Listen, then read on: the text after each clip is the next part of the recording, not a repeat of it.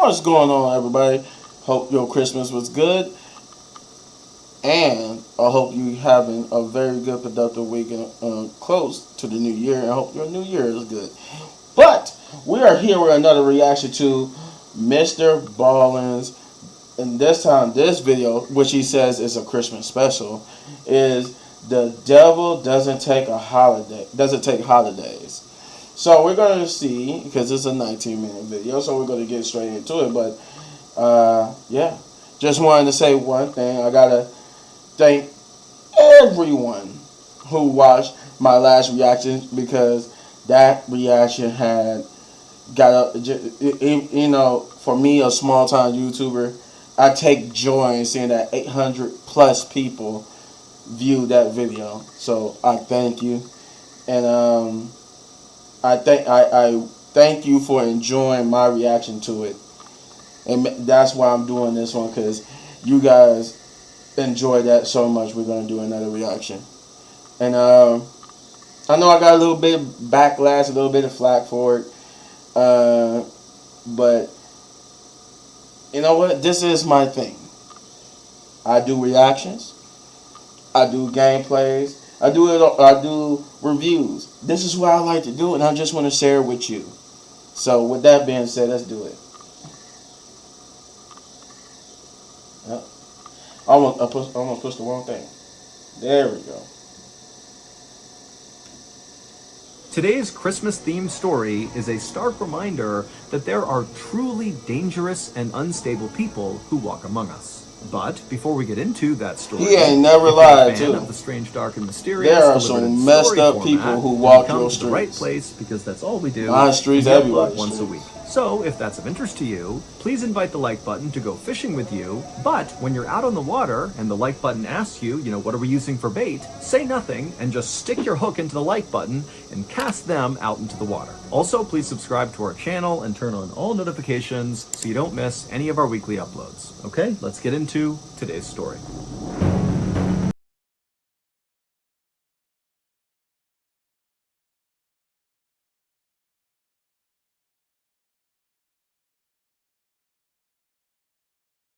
On the evening of December 20th, 2022, a young woman named Moon Soo-ho, along with her boyfriend, whose name was Lee Ki-young, sat at a table at a Korean barbecue restaurant in northern Seoul, which is the capital city of South Korea. The couple didn't even have any food yet, but Moon was not even looking at the menu. Instead, she was excitedly checking her watch, waiting for her parents to arrive. This dinner was a very special occasion for Moon because she had been dating Lee for several months now, and she was totally in love with him, but she had not introduced him to her parents yet. And so Lee had surprised her with reservations to this restaurant tonight for 4 people. He had invited her parents to come to the dinner so they could all finally meet. Moon looked across the table at Lee and she smiled, because she knew as soon as her parents saw this guy, they were going to be impressed. Lee was a 32-year-old Army veteran with lots of crazy stories from his time in the military. He was also exceptionally good-looking, he was very well educated, and he came from a family that was extremely successful and very wealthy. Lee's grandfather owned the high-rise building that Lee was staying in. I mean, this family was very influential and powerful in South Korea.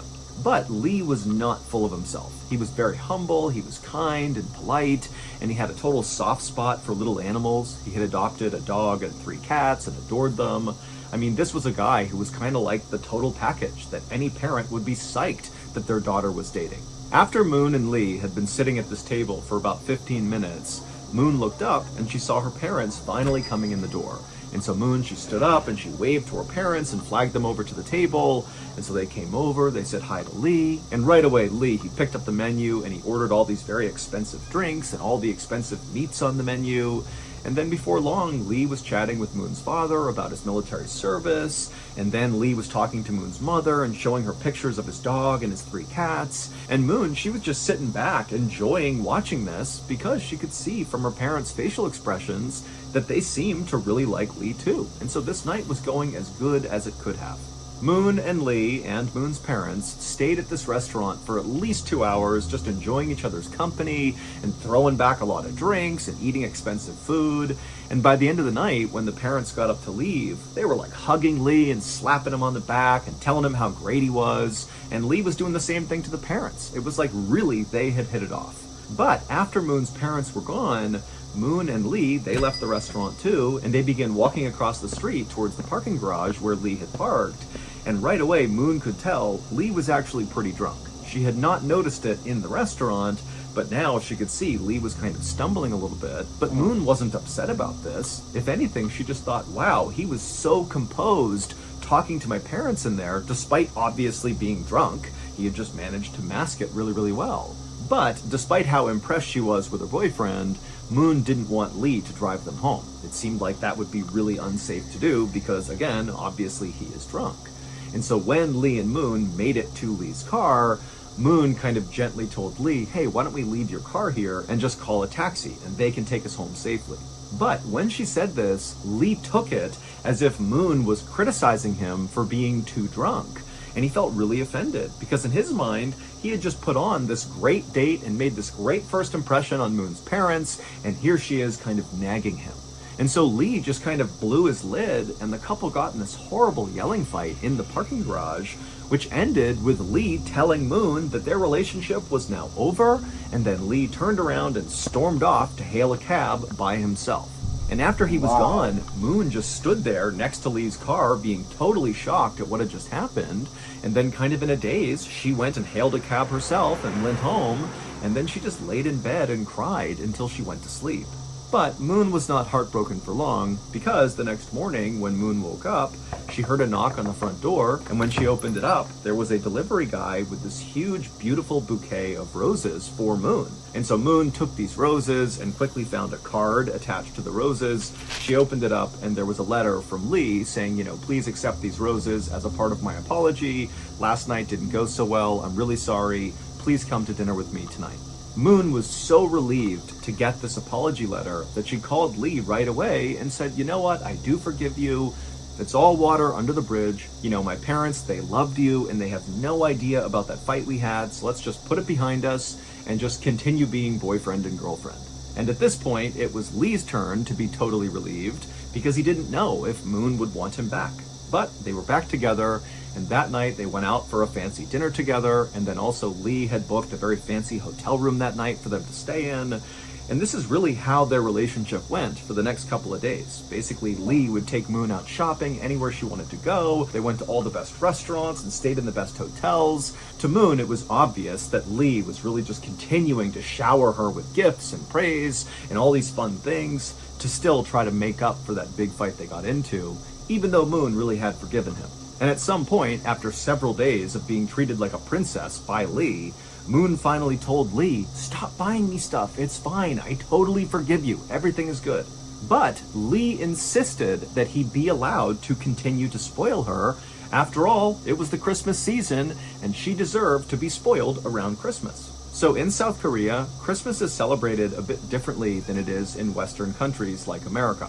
In South Korea, Christmas is a big holiday, but it's really just a holiday for couples. It's not really a family occasion. So in South Korea, on Christmas, lots of couples will go out on these fancy dates. And so that's kind of how they celebrate Christmas. Whereas, in Western countries like America, it's all about family and waking up and getting presents from Santa Claus. So that's the difference. Western is family-centric, and in South Korea, it's very couple-centric. It's kind of like Valentine's Day. I was about to say. So on Christmas Eve, it's like Lee told Valentine's Moon Day that he had a very special dinner planned for Christmas, and would Moon mind coming over to Lee's apartment on Christmas morning to feed his cats and his dog, because Lee was going to be out running errands in preparation for this big Christmas dinner. And of course, Moon said she would. So at around 11 a.m. on Christmas Day, Moon hopped off the elevator inside of Lee's apartment building and began walking down the hall towards his door, carrying the key to his door. But as Moon walked closer and closer to Lee's door, she began smelling this really powerful smell. It smelled like roses. And for a second, Moon thought to herself, oh my goodness, this whole thing was a setup. I'm not here to feed his pets. I'm here because he must have planned some really elaborate thing for Christmas Day for right now, and probably it has to do with lots of roses inside of his apartment. And so Moon was really excited by the time she got out front of Lee's apartment door, but before she used her key to open it up and just go in, she decided she would just call out for Lee, because she figured at this point, he's got to be in there. He knows I'm about to be surprised by this big thing. And so she calls out for Lee, but there's no answer. And so she knocks a couple of times to see if maybe she can get Lee to come to the door, but after knocking several times, there was no answer. So eventually, Moon used her key, she opened up the door, she swung it open, and she stepped inside of Lee's apartment, expecting to be wowed by whatever Lee had planned. But instead, when she looked around, she couldn't really understand what she was even seeing. Lee was nowhere to be found, but there were roses all over the apartment. However, these were not new roses. These were like several days old. Many of them were wilted and the petals were starting to fall off, and the water that all these roses were sitting in was very dirty. But really, there were like vases of roses everywhere on every surface. And right away, Moon started to feel really uneasy. It was like very creepy to be in this dark apartment where no one's inside of, with just these weird flowers everywhere. And so without going any further into the apartment, Moon once again yelled out for Lee in hopes that maybe he was here, but again, he didn't come out of any of the rooms, so she knows she's alone.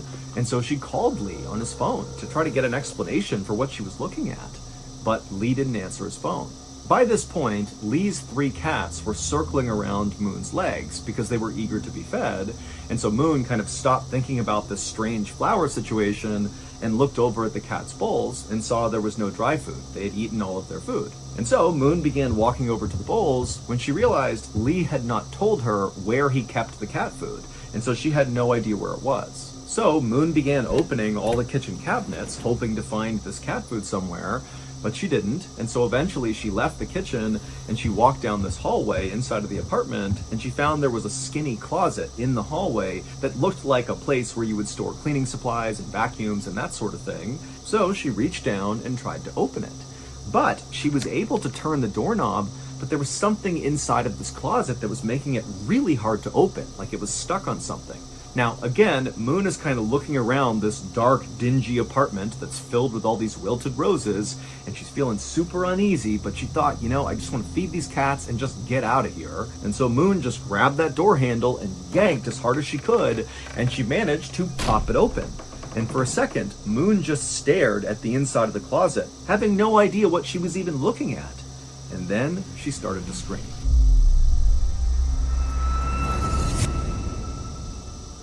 One of the most terrifying places in the entire world is a place called Skinwalker Ranch in Utah. There have been so many unexplained occurrences on this property that government agencies have been sent to this ranch to basically do an investigation, and a lot of what they found is classified. I actually covered the Skinwalker Ranch story early on in my YouTube career, but the reason I covered it is because I watched another video, which was way better than mine, about Skinwalker Ranch, and it was by my favorite YouTube channel by far back then and still today, and that is, of course, Bedtime Stories. I remember that Skinwalker Ranch one. It would turn out virtually everything Moon thought she knew about Lee, her boyfriend, was wrong. 5 days earlier, after Moon and Lee had gotten into that horrible fight in the parking garage following the dinner with Moon's parents, Lee had made it seem like he was storming off to go hail a cab and drive home on his own. But in reality, after he stormed off, he waited for Moon to walk away and get a cab on her own, and then Lee just walked right back over to where he had parked his car in the parking garage. He got inside, turned it on, and began driving home. But on his drive home, he actually crashed into a taxi driver. Now, neither Lee nor the taxi driver were harmed in this accident, and both cars were still drivable, but Lee actually had a really big problem with drinking and driving. 9 years earlier, in 2013, when Lee was serving in the military, he was put in military prison for drunk driving. And then after he got out of the military, he was arrested 2 more times for drunk driving in 2018 and 2019. And so even though this accident with the taxi driver was very minor, Lee did not want to go to police and report this accident because if officials got involved, they would see that Lee has this horrible history of drunk driving and he would get in way more trouble. And so Lee convinced the taxi driver to just allow him to pay him privately for the damages in order to avoid getting officials involved. However, the taxi driver, who was open to this, demanded that Lee pay him in cash. He didn't want some sort of deferred payment plan. He wanted to be paid now. And so Lee said, okay, well then let's go to my apartment and I'll just pay you there. However, when the taxi driver and Lee got to Lee's apartment, they got in a fight over how much money Lee actually needed to pay the taxi driver for the damages. And eventually, Lee just kind of snapped and beat the taxi driver to death and then stuffed his body inside of that cleaning closet in his apartment's hallway. And so that's what Moon had seen when she had opened up that closet. She saw the corpse of the taxi driver. And then after Lee had murdered the taxi driver, he stole the taxi driver's credit cards and his cell phone, and Lee would use the taxi driver's credit card to pay for all those lavish dinners and hotel stays and gifts over the next few days as Lee spoiled Moon for Christmas. Oh my And also God. during that time, Lee was using the taxi driver's cell phone to send messages to the taxi driver's family to convince them that he was still alive. Also, Lee went out and bought a whole bunch of bouquets of roses and put them all over his apartment to try to mask the smell of the rotting corpse inside of his closet. But this murder and Lee's horrible drunk driving were not his only secrets. Lee claimed he was from this very wealthy, successful family that owned all these amazing high-rises in South Korea, but that was all a big lie. Lee was not from a very successful family. He did not have any money.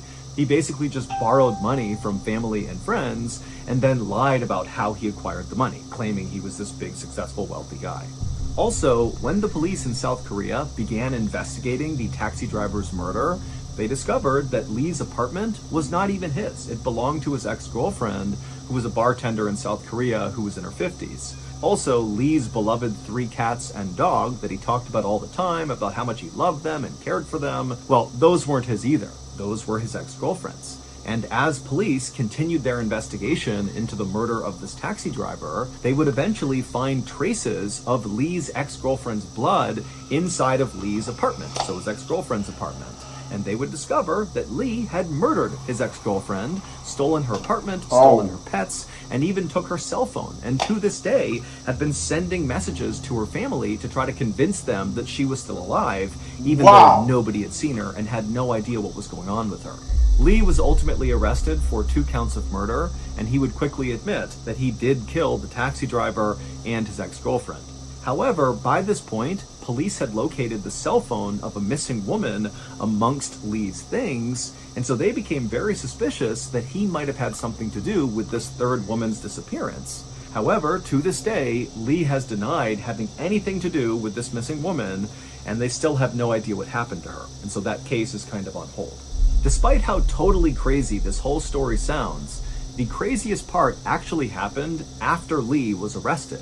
Once Lee's crimes were being talked about all over the news, Lee became totally famous in South Korea because he was exceptionally good looking. On the news, they would play CCTV footage of Lee interacting with that taxi driver before he murdered him, and the only takeaway from lots of people in South Korea was, wow, this guy is so unbelievably attractive, he looks like an actor, not, here's a guy who's about to murder someone. In fact, Lee became so popular in South Korea for being so beautiful that there became a real fear that Lee's ex-girlfriend, Moon, would become a target in some way, that maybe Lee's fans would blame her for putting their beloved Lee in prison and they might try to attack her. What? However, the police in South Korea did a really good job of masking Moon's identity, and so to this day, we believe she is still safe. And also, for clarity, Moon is actually not her real name. That is a pseudonym that we used to protect her identity as well. In the end, Lee was sentenced to life in prison for those 2 murders. One of the most terrifying places in the entire world is Skinwalker Ranch in Utah. And this week, as part of a special Christmas release, Bedtime Stories, the podcast, who is part of the Ballen Studios network, is going to be releasing 3 episodes about Skinwalker Ranch. And as promised, here is a sneak peek from one of those episodes. Enjoy. In the new year, as the spring rains began to lash the ranch, the family would lose even more cattle, but now they began to reappear, sometimes dead from no apparent cause, other times extensively mutilated. The nature of these mutilations was bizarre. Huge chunks of flesh and skin were carved out of the animals, yet there was no blood. The wounds always seemed to be cut with precision instruments, displaying an almost surgical quality rather than the savage tearing of animal predators. Jesus Christ. Wow. What? Oh no. He did not just say that the most messed up part was that people didn't even care that he murdered like 2, possibly 3 people. That all he What? You can't explain that to me and make it make sense. Did they really? He really just said that he murdered 2 people, possibly a 3rd person. And the craziest part is that the people of South Korea didn't even care. They didn't even care. They cared more about how good looking he was, to the point where they was in fear of Moon's life. What? Oh my God. Yikes. Like, I don't know what to say about that. That's crazy. Holy crap. Huh. Just when I thought I heard everything. I never heard, in my 33 years of living, I never heard of somebody murdering people and they become so fascinated with him because he's so good looking that they forget that this guy's a murderer. Like, what? Guys, let me know in the comments down below what you thought, and if you enjoy my reaction to this, you know what to do, guys. Bam! This finger.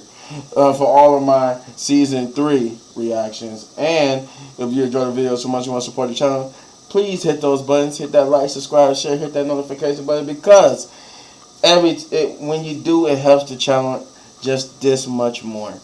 And that's all I'm asking for, because when you do, we grow.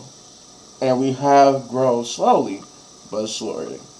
And as always, hitting you on these videos for more of my amazing content. But yeah, stick around. Got some gameplay coming up, and